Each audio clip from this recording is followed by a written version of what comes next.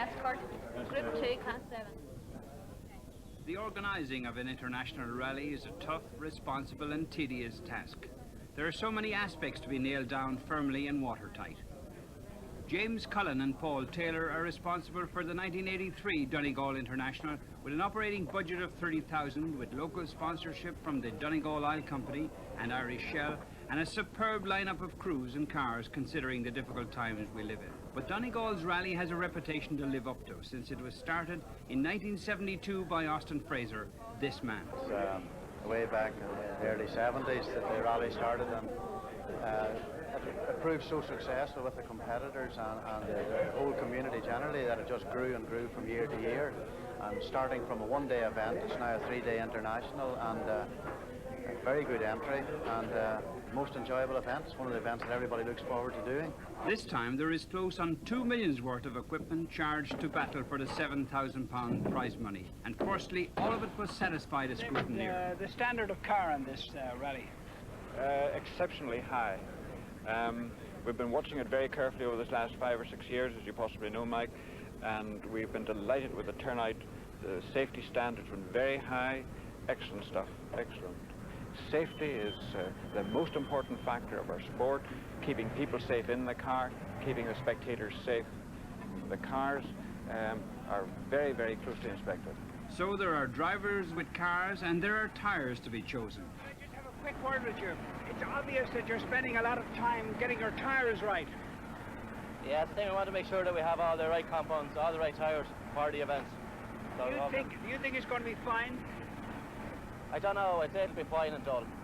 We hope it will be anyway. Now, would that be better than having a very, very warm and sunny? Oh yeah, definitely. Now, number 2C, that's the highest you've ever been seated in an international rally. That's right, yeah. How are you going to play it? We take it easy, see what way we're going, and wait till the final day and see what the story is then. From the word go, we usually try pretty hard, you know, rather than some people maybe try and pace themselves. We usually try and, if we go the first stage, it's usually the same way as we go the rest of the rally, you know. It takes all kinds to make up the entry, the chargers, the careful ones, and those who have been through the hoop of experience in a rally car. Now you're back in rallying after a layoff for some time. Tell us about your layoff. Well, we done the Ulster last year and we had a bad accident on stage 9. We crashed into a bridge and myself and Brian here ended up in hospital. I had 7 fractured ribs and was off for quite some time. So we completely rebuilt the car again with Rodney Boris and we're back here to Donegal. It's the only sport that I really enjoy doing and there's great sportsmanship in it, no matter where you go. And everybody works to help one another and it's a great sport. Well, I'm celebrating my 21st year in motorsport this year. I actually started in Dunboyne way back in the 60s. Right, that would have been racing against fellas like John Watson and Brian Cullen and fellas like that. Yes. But you switched to rallying. How different is rallying to racing? Completely different. It's much more of a challenge, I find, and I get much more enjoyment now out of rallying. Richie's a very balanced fella himself, you know. He knows what he's doing all the time. He knows he can pace himself, you know, which he's shown now through the years, you know, that he doesn't do anything wild, you know, keeps on going. What about the danger of it for yourself, for instance? Have you thought about that? I don't think there's any danger in rallying, really, Mike. I think the danger in rallying really is people, spectators following it, you know, fellas that we call cowboys, so, you know, they're more dangerous, really, I think, to the public and competitors alike, you know. They don't do anything good for the sport. But it's the sporting aspect which brings us here to Letterkenny.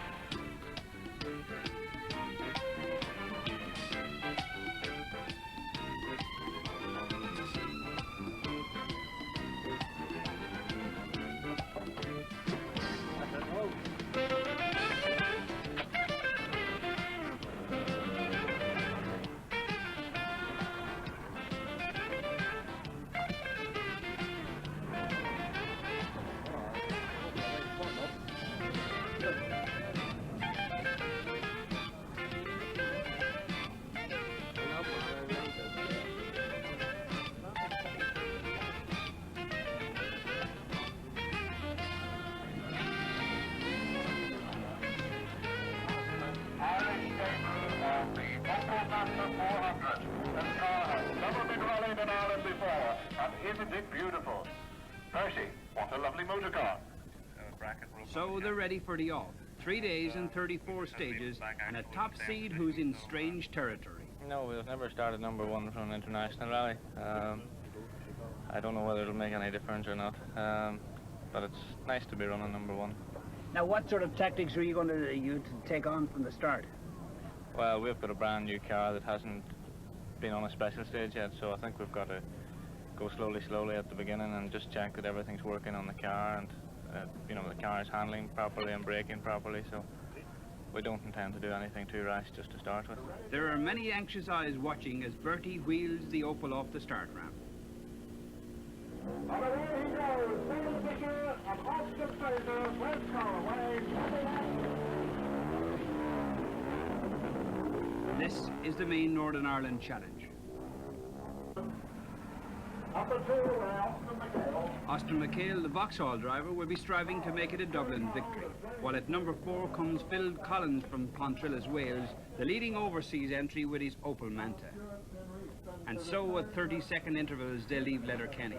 Shining motor cars, the pensive drivers and co-drivers, and those many hours of preparation. And there's a local challenge in Vincent Bonner.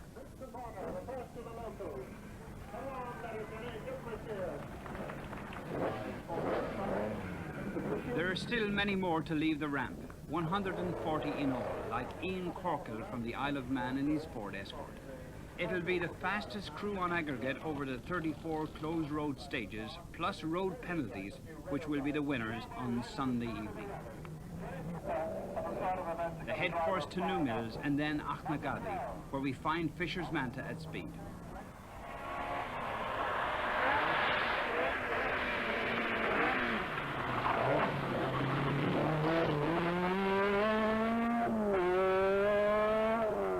Austin McHale is next. He's already the rally leader by 2 seconds.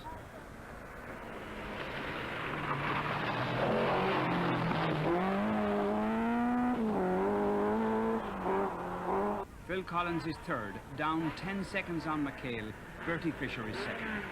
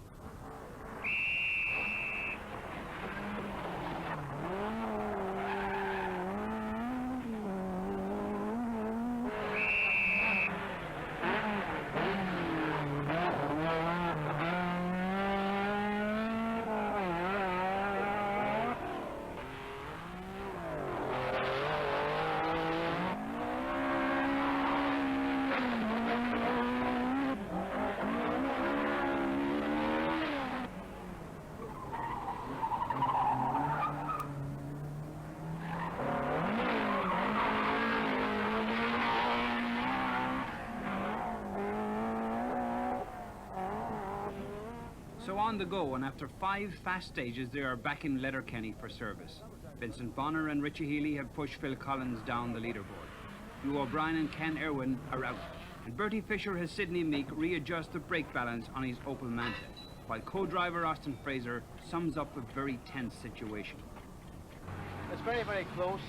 From what I can make out, Austin and McHale and ourselves are having a fairly close dash. We took 1 second off Austin on one stage, and he has taken a few seconds off us on each of the others.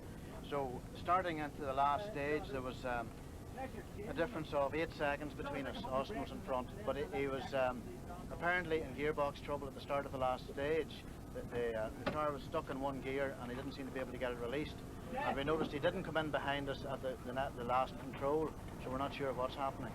Close by, Austin McHale is in real trouble. He's lost the lead, and he now has a huge test for his service crew to change a jammed gearbox within a very short period of time. If they fail, the rat cool driver will be on his way home. Knock that thing out of gear, let the handbrake off or something, like turn the prop shaft. I have it, it's all right. Austin, I want to turn the prop shaft. You can let the handbrake off. Still in first gear, and then halfway, I do the last stage, last 6 miles in first gear, and then front wheel went flat halfway through it as well. Well, now that's really hard luck because you're actually leading the rally at the time, right? You know? I think we've been fast on the first 4 stages. I think we've been fast on the first 4 stages. Now, you don't know how much time you've lost altogether, do you? Approximately 5 minutes.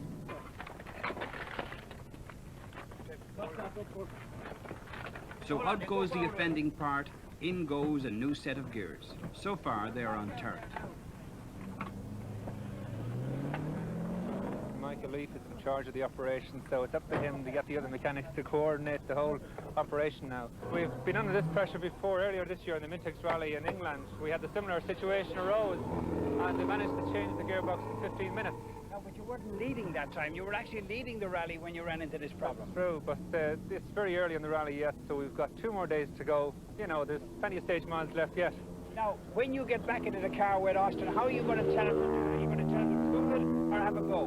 Well, we were going flat out from the word go. That's why we're leading the rally.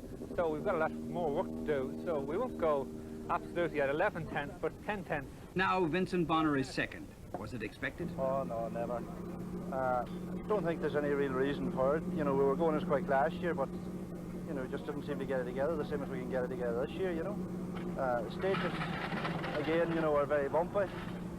Maybe the boys are lifting more for that, or not, I don't know. What is the gap between yourself and Bertie, do you know? Something over half a minute, I think.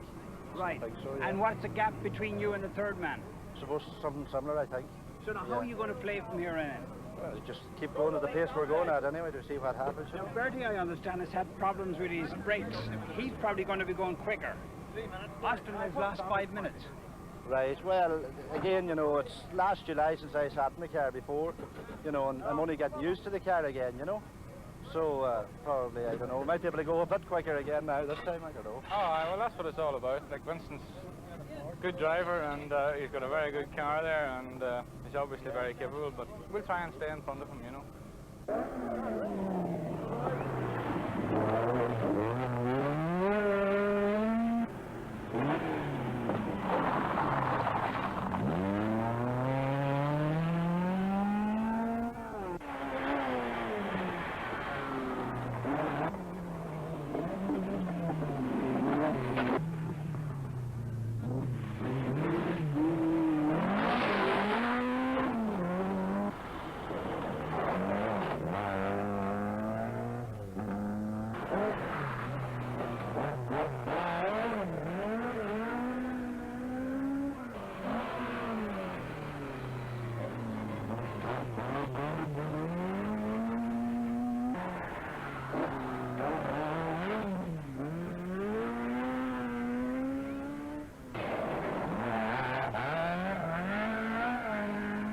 So after 8 excellent stages in brilliant weather, day 1 ends with Fisher, Bonner and Richie Heeley being the top 3.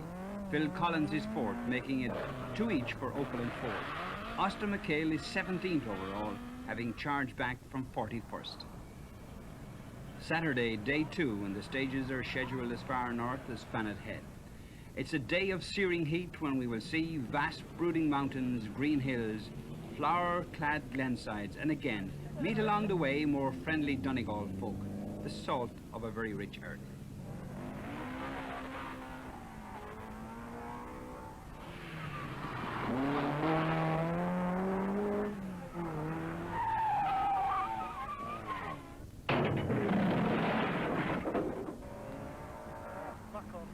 This is a cruise sport, a dangerous pastime. Phil Collins and co-driver Stuart have had a lucky escape. There happily was nothing more than injured pride and costly repairs. The Donegal scenery had collected its first victim of the day, and still the rally roars by, once the crew were seen to be safe. But what a lucky escape. We had a left it back on here. It was broadside across the road. What did you do when I went across the road? We had a left it back over this way. Like. We were just lying across the road like that. So So on goes the action. Ramelton, Milford, Kindrum, Fanad and Knockalla Mountain all have a visit from the drivers.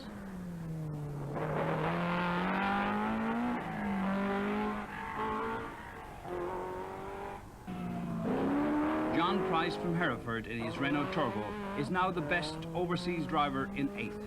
Fisher leads Bonner by 91 seconds and the brilliant McHale is picking up places by the mile. Well, at the moment we're still leading. We stretched out a few seconds on second and third cars this morning, and we're just trying to drive as quick as we have to, really. You know, the crowd gets you going, and you know, stages are familiar, there's no doubt about that, you know. But as far as catching Bertie Fisher's on, there's no way, just no way. I mean, you have to have a bit of respect for the man. He was second in the circuit, and he's driving a very, very good car. You know, and there's just no way. We're getting within 3 and 4 seconds of him, but that's it. It's good fun for you, though, is it? Well, I'm enjoying it. I am enjoying it. There's no two ways about that. Well, the second last stage I spun and I dropped 20 seconds to Vincent Bonner. And up here in Donegal, I feel you can't afford to drop 20 seconds just like that. Okay, but can you hold on to third place? Well, Austin McHale is right in 4th place now, and I expect Austin's going very quick today, and I wouldn't be surprised if he's up to 3rd place again this evening, unless I can do something about it. Back up to 4th. We're back. We're going fairly well. We've had no problems today. We dropped so much time yesterday. We're actually back to 41st. So we're up to 17th last night, and after the first 4 this morning, we're back up to 4th. So we keep going the way we are. We probably hope to get up another car or two anyway. No, second is not outside the bounds of possibility, is it? No, well, it's second we're going for at the moment, and if Bertie's any problems with that, well, we might get first eventually. 5, 4, 3,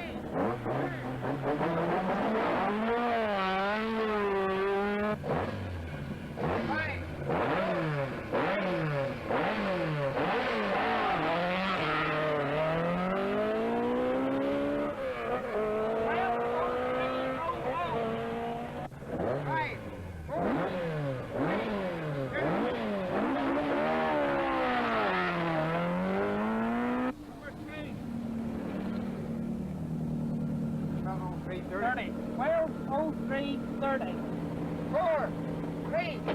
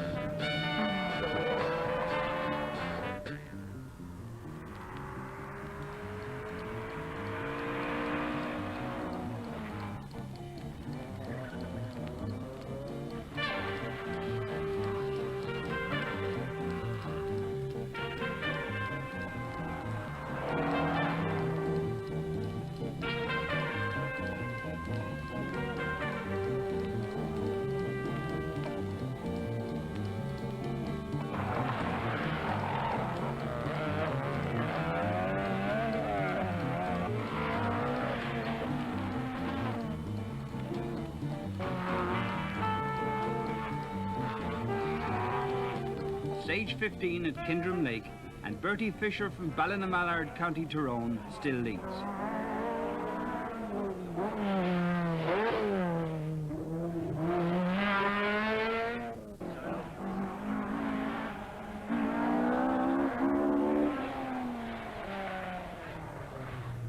Vincent Bonner from the sweet Dungloe is chasing him hard in the Ford Escort. And what a sensational drive by McHale. He is now 4th and climbing.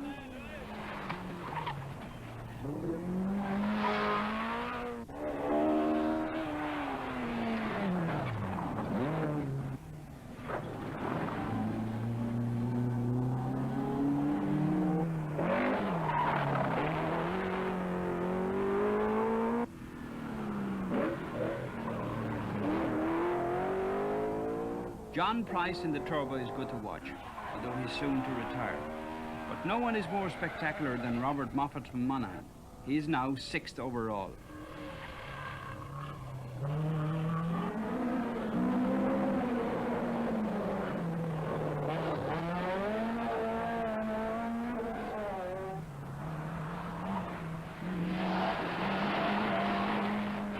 John Connor from Downings in Chevette number 20 is fifth, another local doing very well for himself.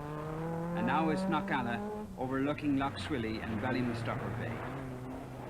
Golden Sand, Silver Sea, Mountain Grand, Woodland Tree.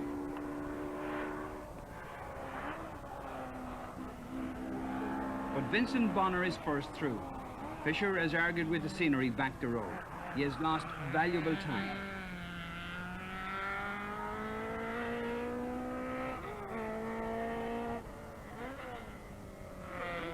Vincent Bonner, the haulage contractor from Dungloe, now leads. Austin McHale is second, Richie Heeley's third, and John Connor's fourth.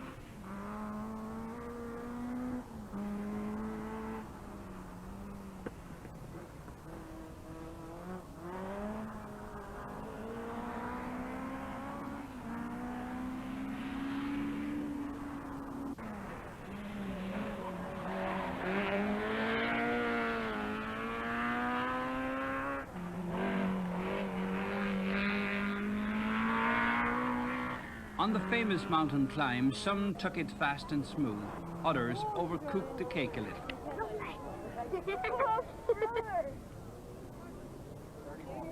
But it's amazing where help can be found in a time of need. A little push still means a lot in the world of rally driving. In 8th place, 4.5 minutes late, comes Bertie Fisher, with the Manta damaged front and rear. Well, the car has been built by Sydney Meeke and his boys in Dungannon. It basically started with a bare body shell, and we have taken a lot of the parts from the Ascona. We've built it up into what it is now. It's about 270 brake horsepower with the Stage 3 engine that we've got now for the Group B Manta. Those eager horses broke loose on Falland and caused much damage to the beautiful new Opel Manta. Bertie retired shortly afterwards when repairs proved fruitless. It was now Bonner, McHale and Heeley in that order.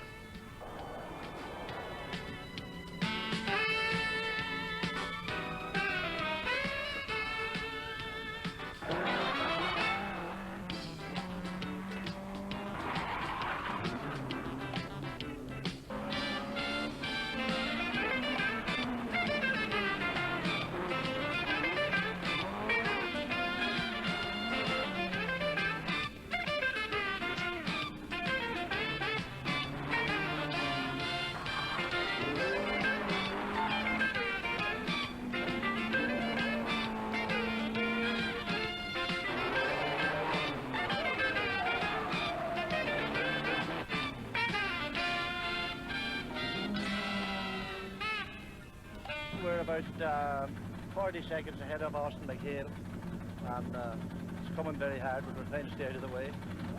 It is coming very hard? Oh, yes, yeah. So, you know, the car's handling beautiful now and everything else, so see what happens tomorrow. Yeah, well, now you're missing the company of Bertie Fisher. Yeah, as far as I know, he's back in 8th place at the moment, you know.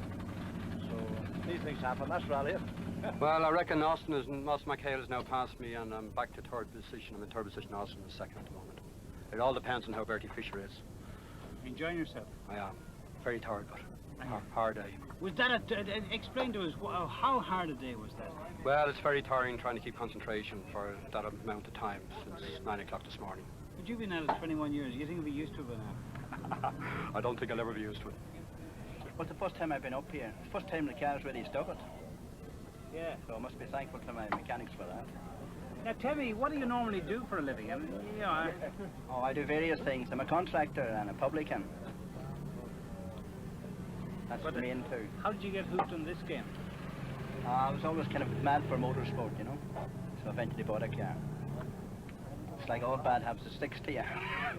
Yeah, we've gone fairly well today. Like, we've taken a good lot of time back off Richie, and we've a good lot of time back off Vincent.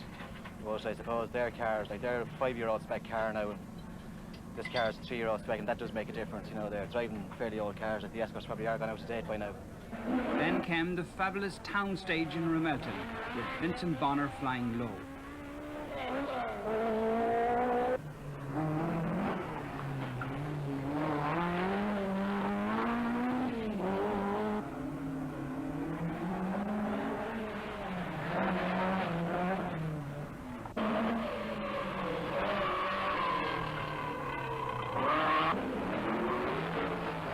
Fast, the Sir Bolton TR7 may be, but look at Robert Moffat's Escort.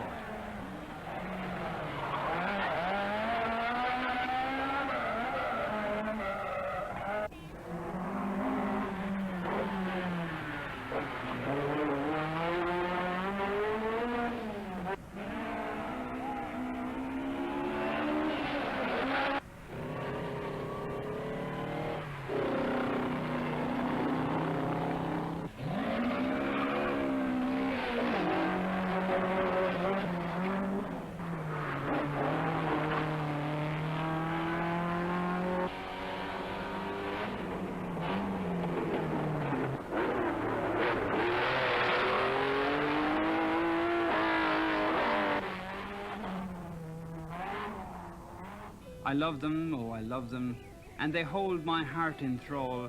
The heat-clad hills, the cloud-capped hills, the hills of Donegal.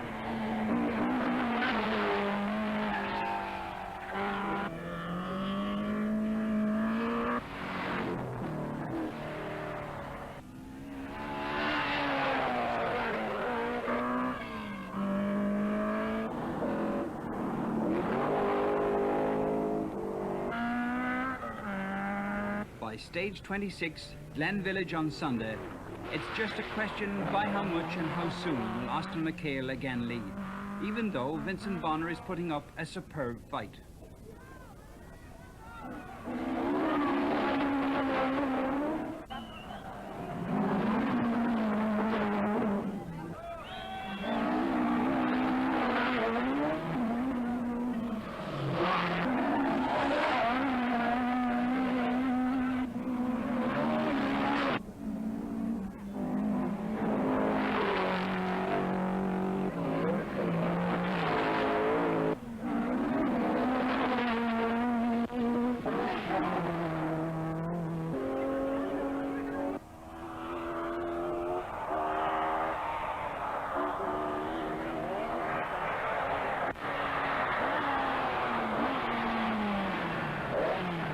Atlantic Drive for the third time, and with just 3 stages to go, Bonner is ready to accept defeat.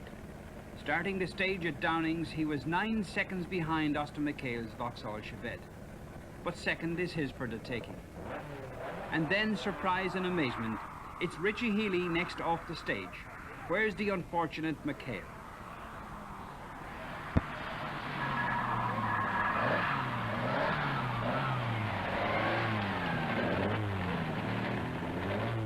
And here he comes with the Chevette, staggering with no fewer than 3 punctures.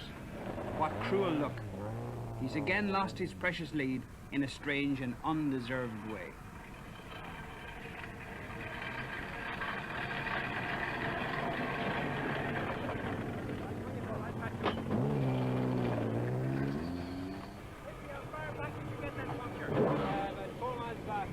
Okay, so how much time did you lose, do you reckon? About 40 seconds. Okay, so you've lost the lead again, right?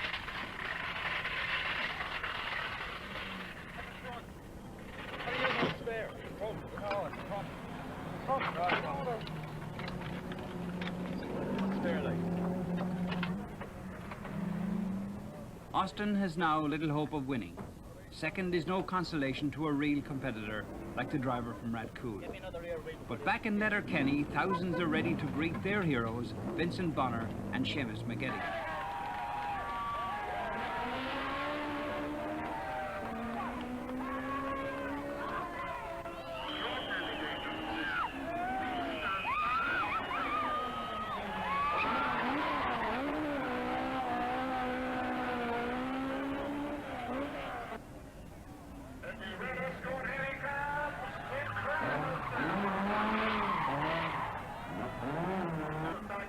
Richie Heeley takes a much satisfying third. John Connor from Downings is fourth.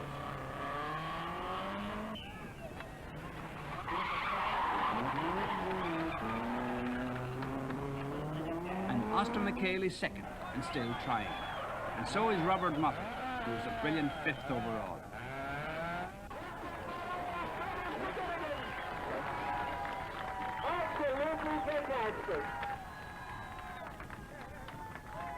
And so the happy man from Dungloe has his greatest hour. He collects £1,200 of the Donegal Oil Company money with his Escort.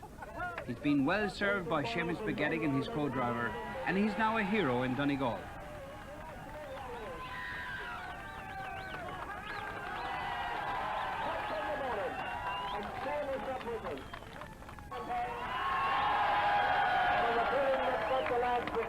Was it all a well-laid plan to snatch the oil man's money?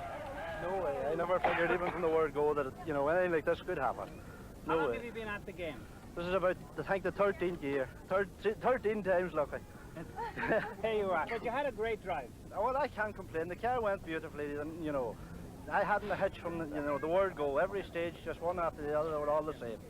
We hadn't a problem with the car. Sydney Meeke made a fantastic job of the car. But you had some superb competition as well. I think you'd like to pay tribute to the... Oh, definitely. I mean, Austin McHale put on some performance. He was the star of the rally. He had been tortured with bad luck all the time, and this time again it struck on Atlantic Drive. And I want to pay tribute to Austin McHale for putting up such a fine display of driving. Well, he definitely was a mighty man.